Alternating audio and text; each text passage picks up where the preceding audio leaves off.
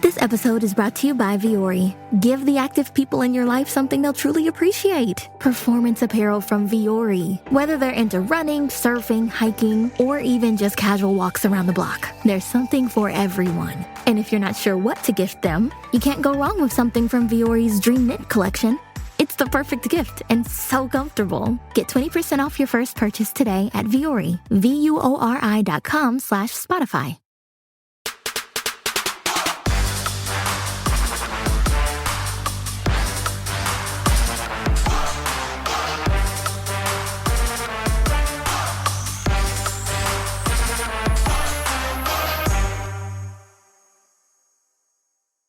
Welcome into Indisputable. It is Adrienne Lawrence filling in again for Dr. Richey. And once again, just like last week, I'm bringing you the greatness that is Jackson White, co-founder and executive-in-chief of Politoscope. And he's a TYT Rebel HQ creator, just like myself, which you've probably seen me on our Rebel HQ channel. And thank you so much for watching today. We have a number of stories for you, and I will tell you there's a lot of video footage today, and a lot of it is going to be quite disturbing. So prepare yourself. First up, we are in Kansas City. So as we enter the Memorial Day weekend, 2 Kansas City police officers shot and critically wounded a 26-year-old pregnant woman. Now, the eyewitness who was there on the scene was able to capture some footage of the shooting's aftermath, and some definitely may find this to be graphic. They got her in handcuffs while they shot her, y'all. Why they shot her? They got her in handcuffs while they shot her, y'all. Why they shot her? Why they shot her, y'all? They got her in handcuffs. I've never seen. I'm from Louisiana. I'm from Arkansas, but I stopped here to get some gas, y'all, and to get some ice cream for my kids, y'all. And my son just watched this. My 1-year-old son just watched this. My 10-year-old son just watched this, and my 13-year-old son just watched this happen. The man ran. She was finna cooperate. She got scared. She ran down there. They shot her. 1, 2, 3, 4. My son got it on his phone too. They got her in handcuffs while she shot God. I'm a medical assistant, God. That ain't right. I'm a medical assistant, God. That ain't right.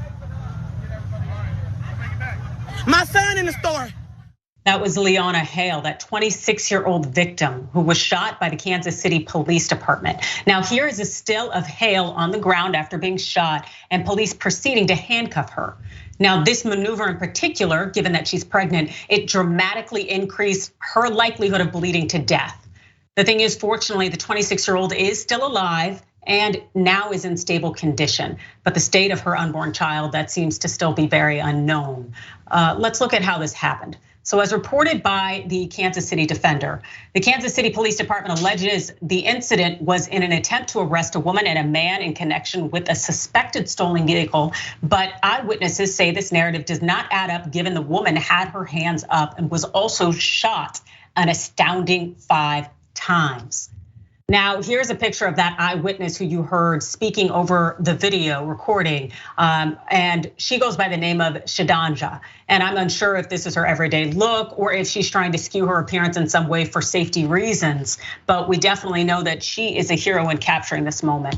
So per the KC Defender, Shadanja told the Kansas City Star that she heard officers start yelling, "Get out of the car," to 2 people who were in a car close to her. A man got out of the vehicle, she says, and jumped a fence and took off. 3 of the cops took off after him, she said. Hale, on the other hand, exited the car with her hands up. According to the Kansas City Star's eyewitness account, the cops told Hale to get on the ground, but the woman informed them that she was pregnant, and so she couldn't get down on the ground. Then police asked her to get down multiple times, which she still couldn't. Hale then informed police that there was a gun in the vehicle. Hale began moving back toward the fence of the parking lot. Numerous officers approached and drew their weapons. She did not pull out a weapon on them, Shadanja said. She did not even have a stick in her hand. Hale ran 3 steps away from officers, Shadanja said, and police shot 5 times. Wow, that 26-year-old pregnant woman shot 5 times. So when Shadanja's footage, when it went viral this past weekend, the interim Kansas City police chief, his name is Joseph Maben, and here's a picture of him. He issued a statement. Now he said, "We never want to be in these types of situations. Anytime it happens is a blight on our community. We're committed to be 100% transparent. This is a holiday weekend. It's time for friends, not a time for violence."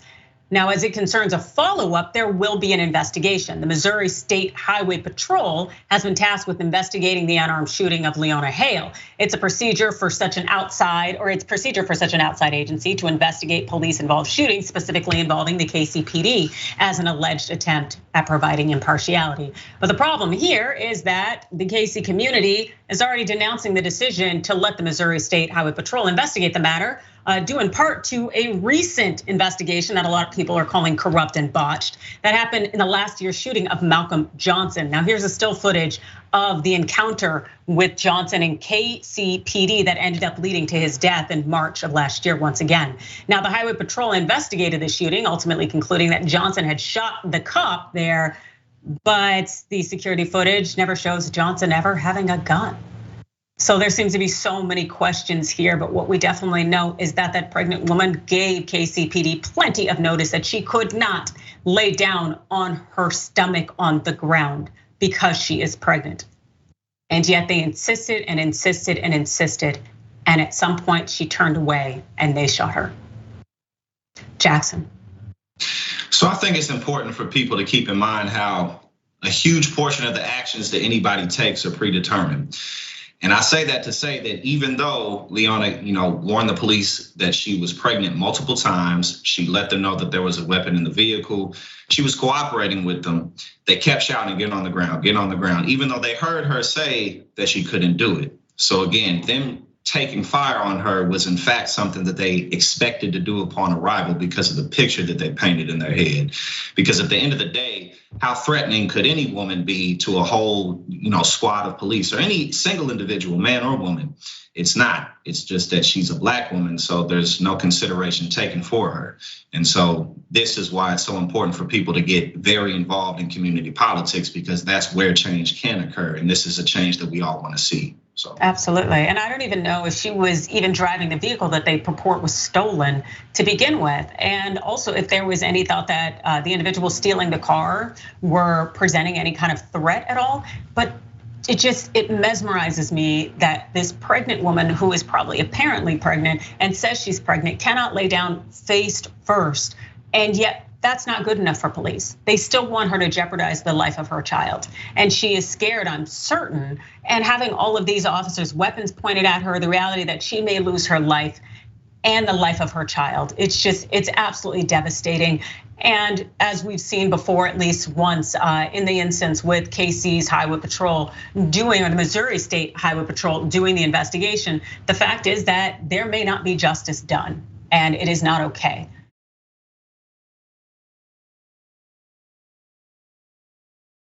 And there's also instances of justice not being done out in San Francisco, because we know that after a week of silence, the San Francisco PD finally released the body cam footage of a fatal officer-involved shooting of 2 men. Now, this occurred on May 19th. And so what you're about to see is definitely something that is disturbing.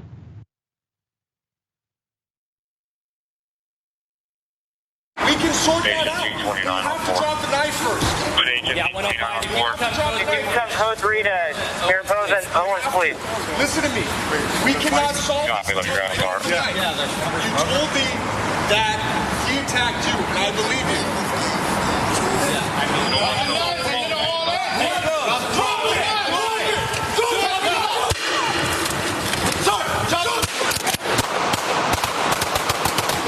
Drop the knife. Get him.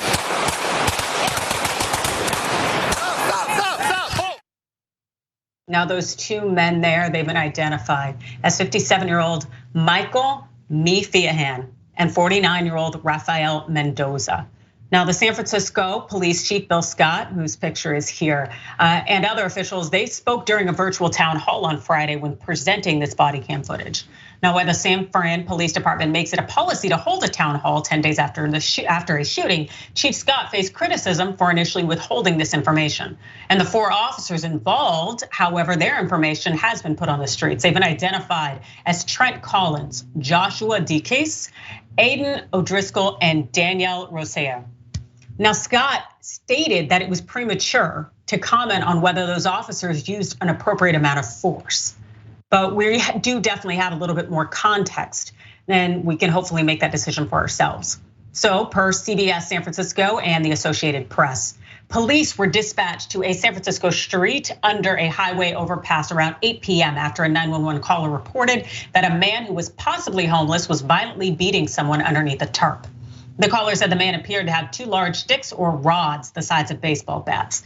When officers arrived, the two men were on the ground struggling, and officers realized that there were knives involved. And you can see that here from the screenshots. Mifiahan refused to drop his knife, per the officers, prompting an officer to fire foam bullets. Another even used pepper spray. And later on, they ended up deploying sandbags at these unhoused individuals. Now, several other officers repeatedly shouted commands as the officers pointed their weapons at the two men. And after a 9-minute struggle, Mifiahan began stabbing Mendoza, prompting the 4 other officers to fire their guns. 3 fired handguns and 1 fired a rifle. Now, both men ultimately died of gunshot wounds. The public defender's office also happened to criticize the officers for not recognizing Mendoza's lack of English speaking skills until late in the incident. So these officers continued to provide commands in English, yet this individual was not complying or did not understand them clearly. Now, earlier this week, the state attorney general's office announced it would investigate the shooting under a new state law that requires the California Department of Justice to investigate police shootings that result in the death of an unarmed civilian. And here is that person in charge. That's Attorney General Rob Bonta. Now, his office said in a statement Monday that the department was treating the shooting as eligible for investigation because of the uncertainty of what happened. And there definitely appears to be some uncertainty, as in if one of the men was the victim here and was trying to protect himself in some way, why would he end up being dead too? Unless the police weren't looking necessarily to protect him. What do you think, Jackson? Well, the first issue that these two men had, and the whole reason that this went down, is because they're homeless and society doesn't care about them. So again, the consideration wasn't there for the fact that they could have tased the men or they could have just physically subdued them. There was a whole team of police officers there, all of them grown men. At the end of the day, they just have a couple knives. Everyone else has weapons, so they could have tactfully removed those two men from each other without much problem. I mean, even untrained, get like 3-4 guys my size, we could have got them off of each other, and we're not even trained or technically trained. But of course, the police aren't trained well either. So, again, this was completely avoidable. And the fact that we saw them shoot so many shots, it's like, that this just goes to show, again, predetermined actions. Not necessarily to say that I'm gonna kill this person when I get on the scene, but you don't really care if you do, so. Yeah, it definitely seems that there was not really enough thought going into this process of, do we really need to, they used sandbags, they used tasers. They seem to use a lot of artillery, but the question is, was it necessary? Especially when you get to the point of a firearm being used, where they all unloaded their firearms on these two men. One of which, it's questionable whether he spoke English, and that should have been apparent to the officers after a certain amount of time. It just makes us think that the officers didn't necessarily care about the lives of these individuals, one in particular who they were called to protect.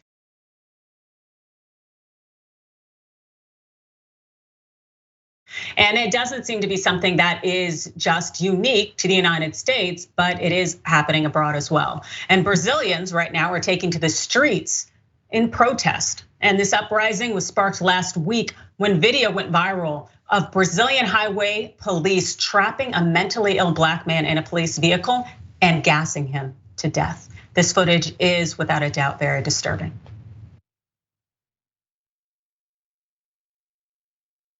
Cara, se seu parente tem problema mental, você tem que avisar, cara. Vai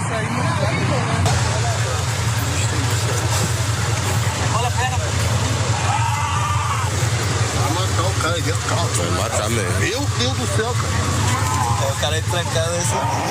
Vai matar o cara ali dentro, mano. Viu que bagulho arde, cara. Arde mesmo.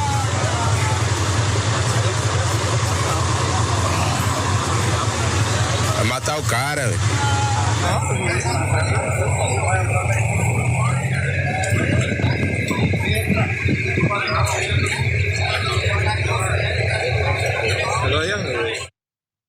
Without a doubt, you saw it with your own eyes. Those officers gassed that man to death. And the voice that you heard behind the camera, what he had said was, look at that man there. Oh my God, they're killing him inside the car. Now that man that he is talking about was 38-year-old Genivaldo de Jesus Santos. There's his picture there.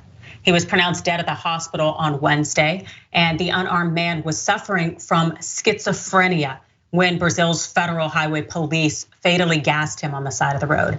And the autopsy it released on Thursday, it said that Santos died of asphyxiation, but that it could not determine the immediate cause of death. Now, Santos's nephew, who was on the scene there, his name is Wallison de Jesus, he told the Washington Post that he saw police throw a tear gas grenade into the car. De Jesus also said this to the Washington Post. We told the police all the time that he had a heart problem. He had mental problems, and they continued the torture.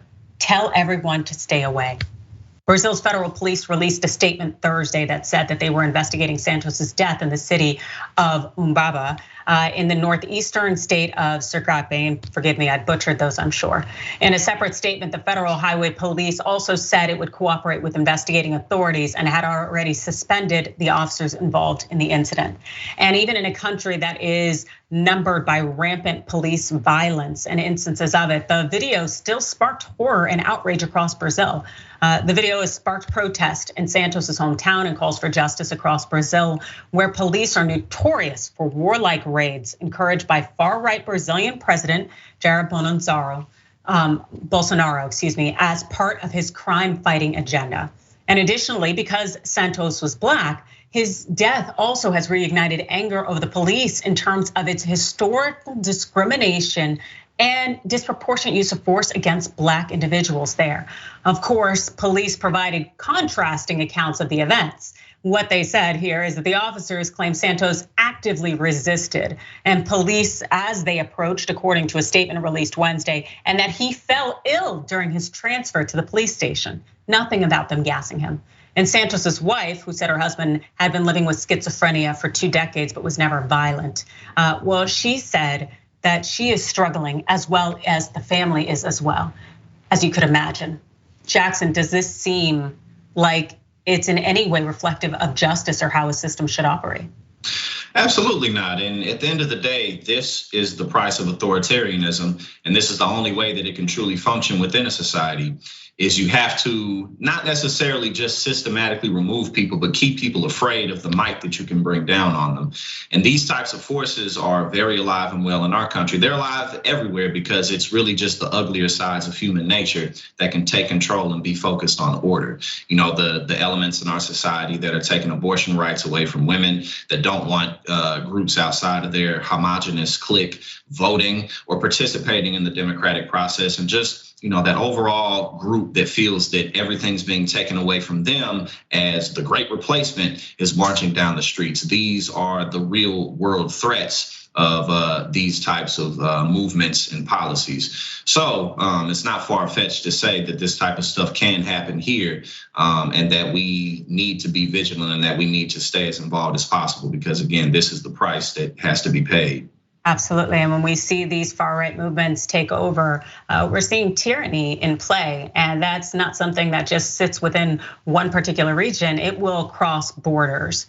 And what we know here in terms of this situation with this man being murdered, which we saw before our eyes as they gassed him, is that the prosecuting general's office there, they said that they've requested that the federal highway police reinstate classes on human rights. Like, that is enough. That is not enough. There needs to be justice, and there needs to be an entire overhaul of a system and change. But of course, I'm sure the Brazilian Federal Highway Police could say the same thing about law enforcement here in the United States.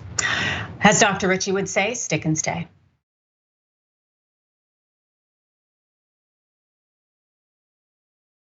Welcome back to Indisputable. It is Adrienne Lawrence filling in for Dr. Richey. Thank you so much for joining us today. And I hope you will join us tomorrow, because it'll be Wednesday, June 1st, when we kick off our Pride Month with an annual LGBTQ Pride special. You can join me, John Idarola, Margaret Cho, so many people, Jason Carter, Plastic Martyr, River Butcher, the list goes on. And we need you to celebrate as we discuss crucial issues and threats facing the community today. And also, as part of our Pride special, Shop TYT is donating 100% of the profits to the Trevor Project. So please definitely head down to Shop TYT and check that out. Also, if you've been listening to the Indisputable podcast on Facebook, you need to know that you got to switch to another platform. That's right, Apple, Spotify, wherever you get your podcast fix. Stay in the know with Indisputable as we are moving away from Facebook when it comes to podcasts. But we are definitely moving closer to you at all times by talking about what you're talking about. And so when we look at the comments here, the KC police, as far as shooting that pregnant woman 5 times, Night said, I find it absolutely ironic that cops have all this smoke for unarmed civilians, but when they actually have to fight someone, that's packing the same type of heat, they're shook. Absolutely. Isn't that absolutely wild? Mickey C, the silver-haired dragon, says if she loses that fetus, then according to the right wing, those cops need to be charged with murder. Indeed. And I would almost assume that by virtue of the fact that she couldn't lay on her stomach, that shucks, it might have been entering the quote unquote baby territory. At least we know that's what the right wing wants to push. So the San Francisco cops, as far as shooting the 2 unhoused men fighting on the street, Marcus George Lamprey says protect by shooting the victim so the attacker can't kill him first. Yeah, seems like a hell of a strategy. And C Madrid 80 says they had to shoot them to stop them from fighting.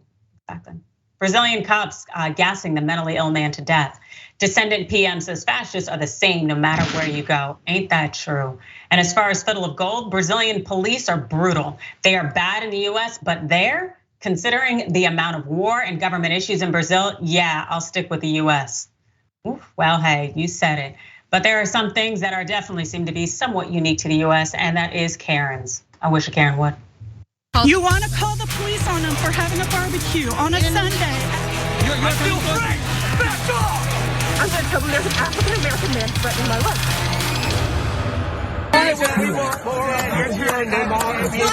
Black lives don't matter at all to me. White lives matter. You've had everything. Free everything. Blacks have been coddled for years. Free college. Free everything. Your test scores are higher. Everything. Free college. Free everything. And it's still not enough. And never will be. Never will be. So you're saying you're a white supremacist? That's what I'm hearing. Sorry, what's your name? Black lives don't matter to me. Can I get your name, please?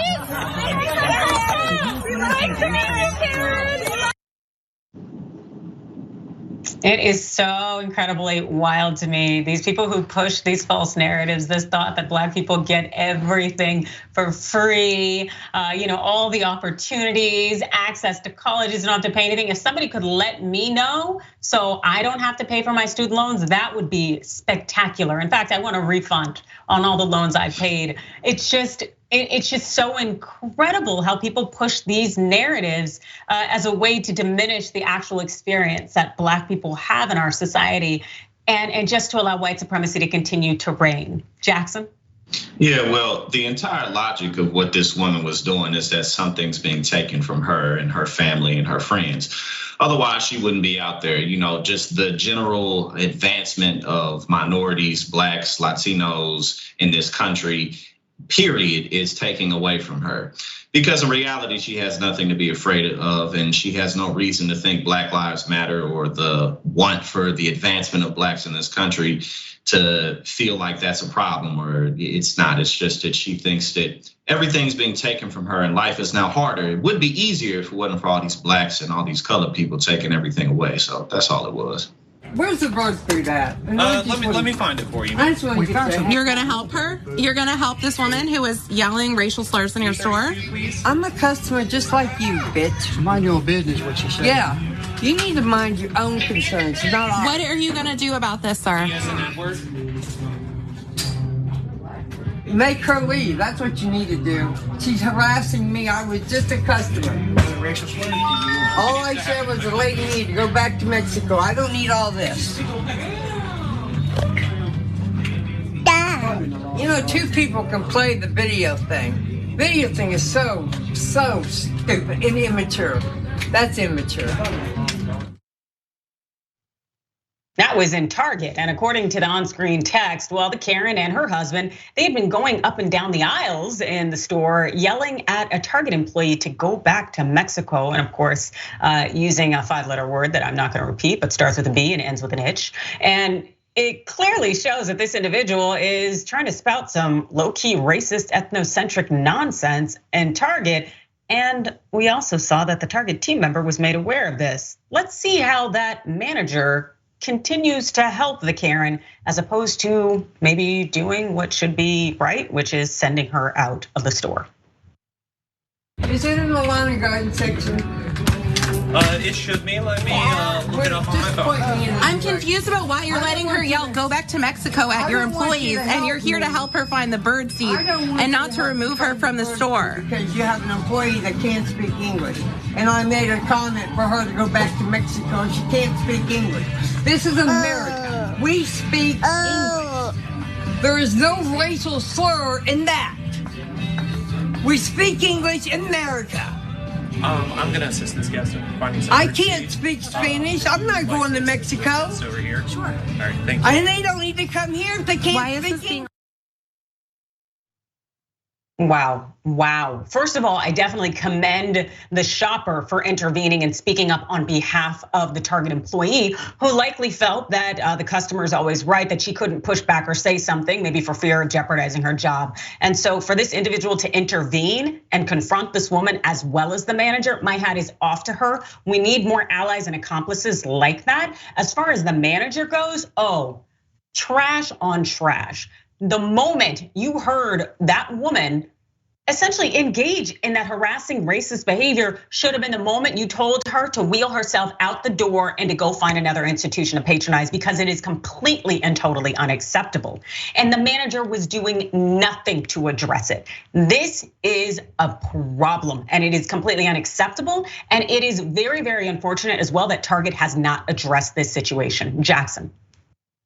Yeah, well, first let's point out the fact that she said that the other people who were recording her were being immature, but she can't handle another language being spoken.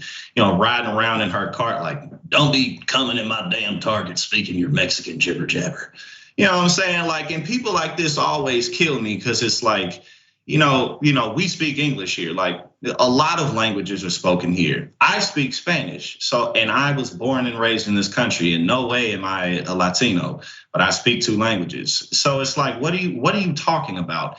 And also point out the fact that, she assumes, they're Mexican. There's 26, I believe, Spanish-speaking countries in the world. And these people, they could have come from Central America. They could have come from South America. A lot of these people have the same ethnic backgrounds and look similar. So from A to Z, she's an idiot and people like her are stupid. And of course, the manager should have just thrown her out of the store. Absolutely, and she is an idiot because the United States doesn't have an official language for a reason. And just, these people showing their ignorance and showcasing it. And then the manager, again, doing nothing. This was the ideal situation where you could have used your power and not only just done what was right, but also back up your employees and show some support. It really, the fact that Target hasn't said anything about this and maybe put that manager out or maybe reinforce what protocol needs to be, it really speaks to the fact that racism is allowed in corporate America. Things are not being said that need to be said, and that is just not okay. And it continues to exist because it's not being confronted and addressed, and people aren't standing up for what they need to be standing up for. Very disappointed in Target and in that manager, and I hope that there is some change done because it's just not acceptable. The grand wizard of Karens, that would be Donald Trump. He's right now throwing a fit over a Fulton County special grand jury because Trump spent his holiday. Well, what he did is he lashed out at District Attorney Fani Willis, who is going to be calling some high-profile witnesses this week in her investigation of Trump's 2020 phone call to Georgia's Secretary of State, Brad Raffensperger, urging him to find extra votes. Here's Trump's rant on Truth Social from this past weekend.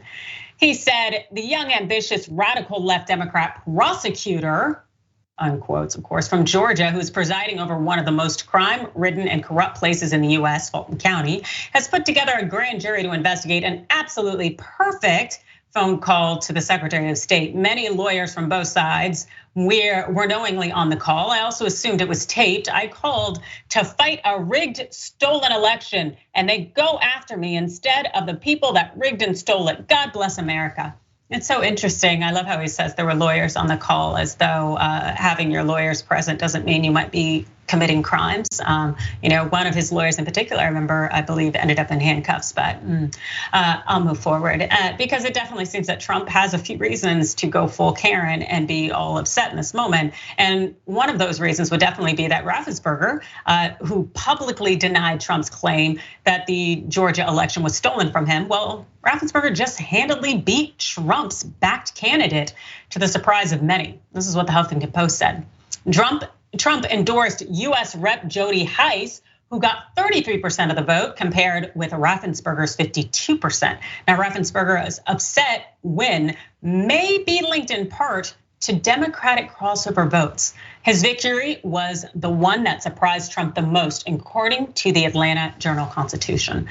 And also, according to an AP analysis, we know a little bit more about these crossover votes and that they were pretty aggressive out in Georgia. At least some 37,000 Democrats showed up for the Republican primary just so that they could elevate Raffensperger over Trump's candidate for potential Georgia Secretary of State. This is wild. So this crossover voting, also known as strategic voting, is not exclusive to Georgia.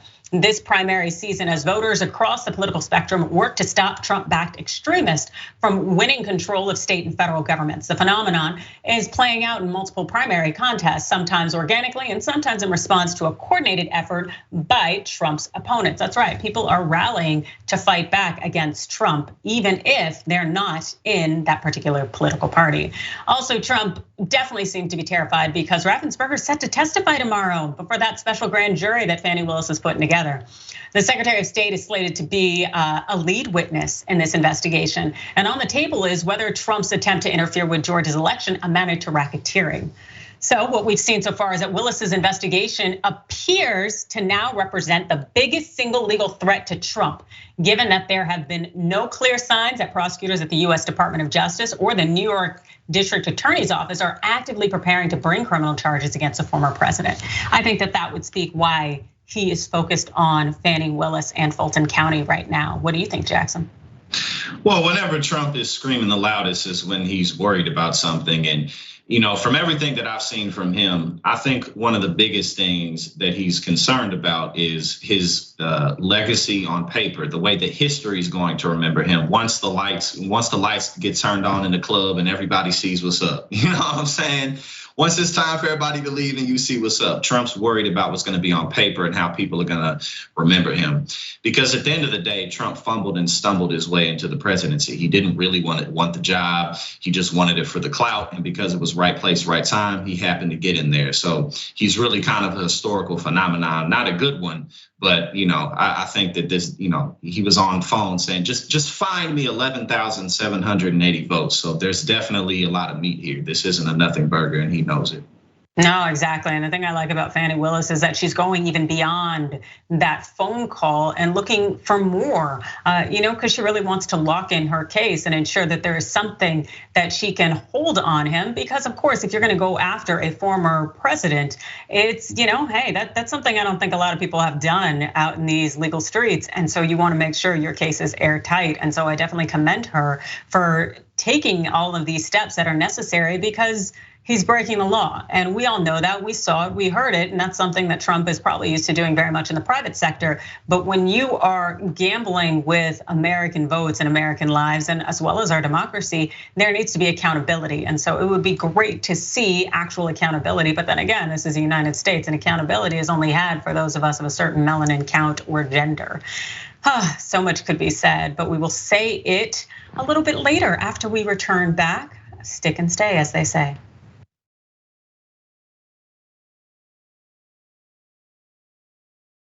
Welcome back to Indisputable. It is Adrienne Lawrence, and I'm filling in for Dr. Richey. And I'd love to hear from you all, as always. So first of all, we heard from racist Karen goes off on protesters, while agnostic sister said would have been a shame for her to trip and fall on her stupid face. That would have been something to see. This one for May Money into Building, says that lady could benefit from a free education. Absolutely, without question. Lynn says, so you're saying you're a white supremacist? LOL, yeah, for real. I don't know if she knows what that means. For the jury hearing testimony against Trump, and Trump's upset. Well, Albert Lopez says, I hope 2016 to 2020 is omitted from the history books altogether or categorized as the dark ages of America. For real, we are definitely at a peak place right now. Airship's Right says his racism isn't even top shelf when talking about Trump. Yep, that also sounds to be quite accurate and unfortunate. All right, so there is a council member who really laid it out on the table during a meeting that ended in an abrupt termination of their city manager. Check out this video. The information last Thursday, and I was quite alarmed at a time in our nation where women are misrepresented, underrepresented, not represented, mistreated. This is egregious for this male-dominant council to make this decision today. I spoke with Woodard and I spoke with Battle, and I asked them, had you heard this information? And they did not. They said they did not. But Mr. Battle told me I won't go for it. She's been a great city manager. I'm not gonna put her down. But you sat here and you lied in my face. She has looked aside to some of the votes that you have tried to have people pay you all for votes that she looked aside, that she could have reported. She got a lot on this council, and that's why they want to get rid of her. And I hope that y'all seeing what's happening, and I hope you make your decision when November comes. I'm pissed as a yeah, I'm upset. I'm mad as a Hold on, Councilwoman. I am, because I know what's been going on. I know somebody came to my office and asked me to deal with this stuff because they've been asked to be paid $3,000. I'm going to recess this meeting right now. I'm sick of it. We're going to recess the meeting right now. I'm sick of it. It has been said. That's right. That was Council Member Lisa Lucas Burke, and this is a picture here. She's on the left, and she was standing up for City Manager April Jones, whom she believed was fired because of the amount of dirt Jones had on the council. Yes, they had a lot going on there in Virginia, but she had no problem in standing up for her colleague. Now, the vice mayor, that's DeAndre A. Barnes, he is on the left here, and Councilman Paul J. Battle were among the 4 who voted in favor of removing Jones. Now, this is all despite Mayor Shannon Glover voting to support Jones. And Barnes claims that Jones didn't do enough to tackle crime in Portsmouth. Now, after the video went viral, Lucas Burke posted this tweet. She said, I've been told I owe an apology for the language I used this week. I agree. I apologize for not saying it sooner.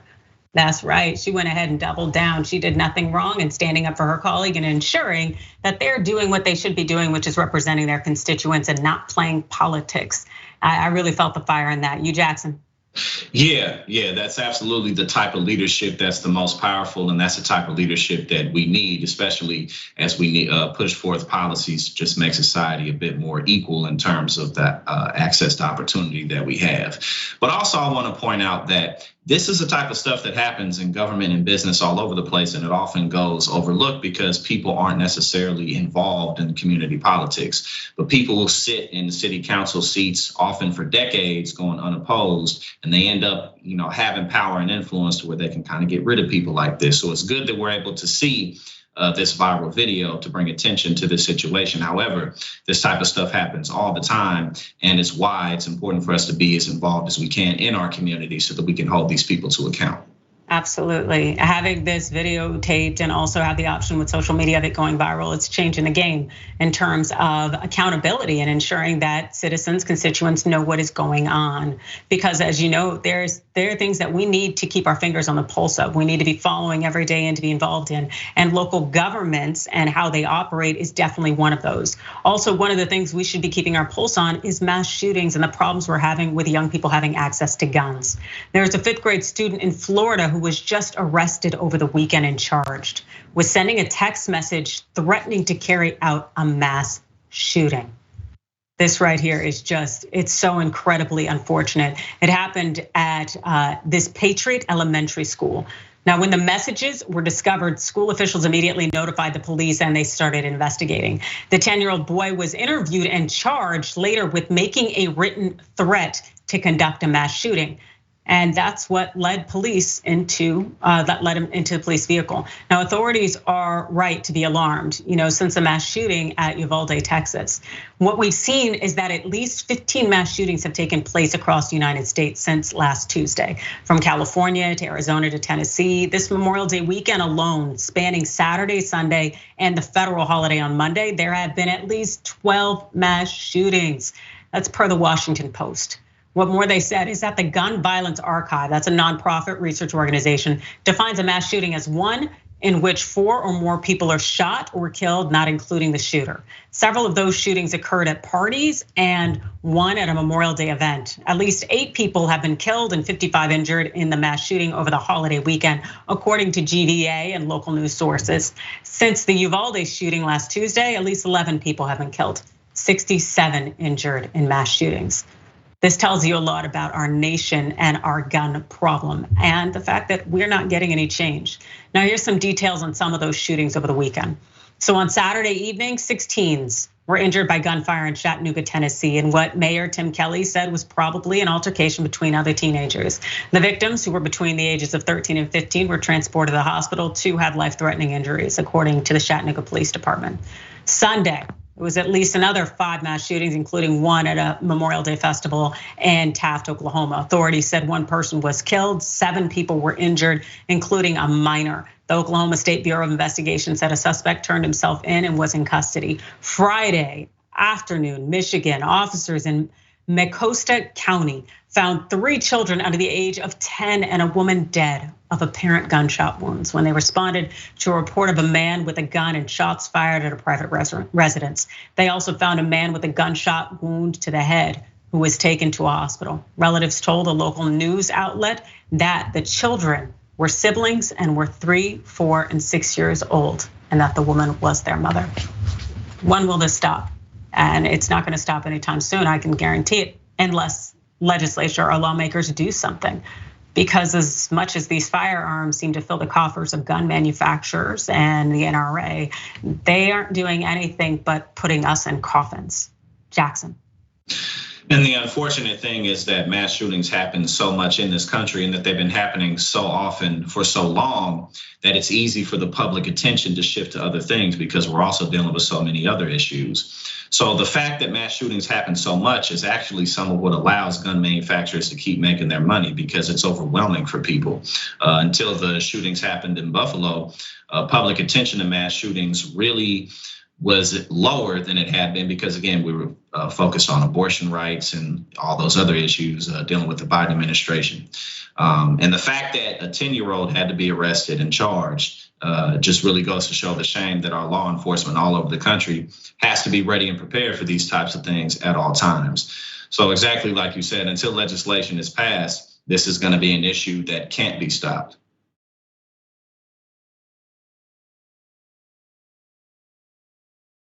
Yes, and of course, there are so many out there who are on the far right, who are in the GOP, who are just problematic from head to toe, out here spouting that, that this is a problem and a result of everything but guns.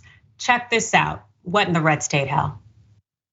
You can take a gun, shoot somebody in the face. It's not hard. Sometimes it might even be fun if they're a godless commie. Now, what they're trying to do is sneak the COVID vaccine in your salads.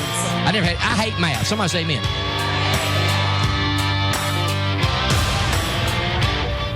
How is it that a young man using a weapon for the first time, he'd only obtained these AR-15s about a week ago. Not enough time to train to become proficient in it. But we've seen this repeatedly in a number of mass shooting events. Nicholas Cruz, Cho Seung-hui. How is it possible that these young men are so accurate with their fire? So how is it these young men were so accurate? It doesn't make any sense. Conspiracy theorists will say it's because they were trained. This was a black op. This was a false flag. No, I think the instructor in that course was correct. The children, the teachers, law enforcement in Uvalde, Texas, encountered a demon Tuesday. One who's done this before. Yeah, demons, really. And also, it's not like we're doing some kind of crazy equations or putting together some kind of nuclear weapon. It's a gun. if there's a trigger to it. It's not rocket science, and that's also part of the problem. Not just because they're accessible, but they seem pretty easy to operate. I'd also like to think there are probably a few YouTube tutorials on it. Let's not pretend that we need some kind of creature or spirit or demon to come down to instruct this young man on how to use a firearm. Jackson. Yeah, well, first and foremost, let's point out the fact that the latest shooting in Uvalde, he was in a classroom, so he was in very close quarters. So his whole argument was stupid on that front. And then also, for him to say, he mentions conspiracy theorists will talk about they're trained in some type of plot. So then he floats to an even crazier conspiracy. No, it's just demons. Which again, what are we even going to do about that? If they were being trained in some type of conspiracy, at least we can do something about that. But if we're talking about the supernatural, I mean, we've been given thoughts and prayers for years and years, and they don't seem to be doing anything. So it was just really a completely useless take. However, one that is believed by many people in this country who vote regularly. Yes, and I also vote red. But there's so many useless takes out there in terms of what is the cause behind the mass shooting. But it's so interesting because none of these takes really seem to factor in firearms? Watch this. This is not something new. We've had this problem for a long time. In fact, the Boston Massacre during the Revolutionary War period was a mass shooting. So this is not an unusual thing. And if she had a gun in her purse and they were shooting up Walmart and she was there and she had the gun, she could stop that guy. You want to talk about how we could have prevented the horror that played out across the street? Look, the killer entered here the same way the killer entered in Santa Fe. Through a back door, an unlocked back door. They've built their entire lives around their social media platforms and how can I be famous? And they don't care how you become famous over social media.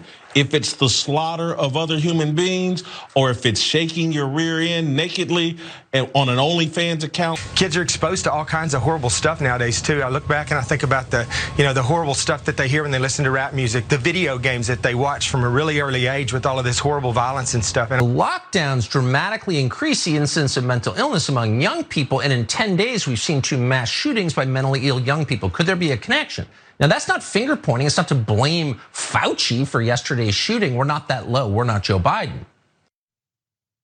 Yeah, well, I would definitely argue that they are far lower. They are definitely in demon territory. Because the fact is that firearms are the reason we're having these mass shootings, access to them, as well as, hey, we have a society that is indoctrinating a lot of young white men in this thought that the things to which they think they're entitled to are being withheld from them, and thus they are acting out. We have to address white supremacy, and we have to address this gun violence situation before we're ever going to get out ahead of that. Until then, we're going to continue to bury the bodies of children who deserved a chance at life. Jackson. Well, for them to, blame social media and the media en masse, in the first place, it's like, okay, well, then that suggests that the solution is to ban people from social media. But at the end of the day, there's so much content. Oh, and like he said, shaking their butts nakedly, like he doesn't spend a lot of time looking at that. But outside of that, it's just, there's a lot of other content that comes through social media. People learn how to cook on social media. People learn how to do business and conduct trades of all kinds. So that argument in and of itself is ridiculous and also goes against their inherent belief of, small government. So it's just everything but the guns, everything but the guns. That's all it ever is. Yes, you're absolutely right. Everything but the guns. I wonder at what point will lawmakers actually wake up and decide to be leaders in our country, because it's not happening anytime soon. And all of us in law definitely know that the Second Amendment has been distorted and manipulated and lied to fit the narrative that allows the NRA to continue to fund our legislature.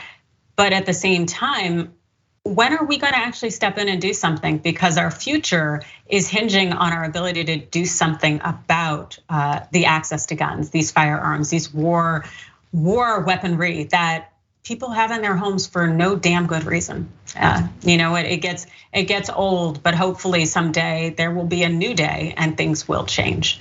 Until then, people can watch you where, Jackson? You can catch me on Rebel HQ. I drop videos Monday through Friday, reaction videos talking about policy, all types of stuff. And you can follow me on Twitter at SlimFitChacho. I share a lot of just links and important things that you should stay up to date with.